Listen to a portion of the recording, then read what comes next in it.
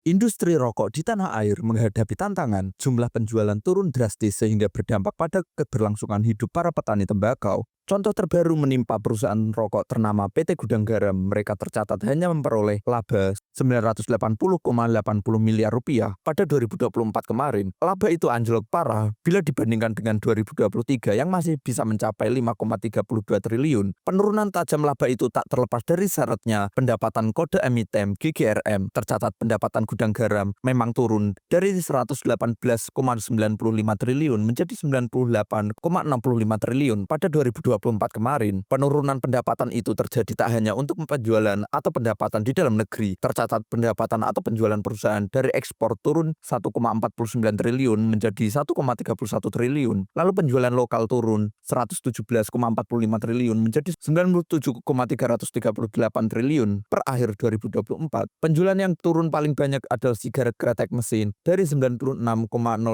triliun pada 2023 menjadi 86,62 triliun hingga akhir tahun lalu. Selain Gudang Garam, kinerja jeblok juga terjadi pada Wismilak Inti Makmur. Mengutip laporan keuangan perusahaan pada 2024 kemarin, mereka juga hanya mampu menorehkan laba 298,7 miliar, turun 39,58% jika dibandingkan 2023 yang di kisaran 494,7 miliar. Perusahaan hanya mampu membukukan penjualan neto 4,7 triliun pada 2024, turun jika dibandingkan 2023 yang masih bisa mencapai 4,8 triliun. Di tengah penurunan penjualan itu, beban usaha Wismilak justru naik dari 676 miliar pada 2023 menjadi 696 miliar pada 2024 kemarin. Penurunan kinerja itu menular untuk Gudang Garam. Misalnya, penurunan kinerja membuat mereka memutuskan untuk menghentikan sementara pembelian tembakau dari petani di Temanggung, Jawa Tengah.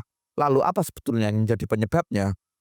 Sebenarnya ada banyak faktor, namun ada 4 faktor yang mendorong anjloknya penjualan rokok di tanah air. Namun yang pasti penurunan itu bukan karena keberhasilan pemerintah dalam membasmi rokok ilegal. Pertama, daya beli kelas menengah dan bawah yang memang masih lesu dan belum membaik dalam beberapa tahun terakhir. Hal ini menyebabkan para perokok beralih membeli produk yang harganya lebih murah, bahkan tak sedikit pula beralih ke rokok ilegal demi memuaskan lidahnya. Alhasil rokok merek-merek terkenal dari perusahaan besar mulai digantikan. Kedua, ada pergeseran selera dari generasi muda kelas menengah. Mereka lebih memilih menggunakan rokok elektrik yang saat ini lebih mudah dibawa dan lebih diterima di berbagai tempat.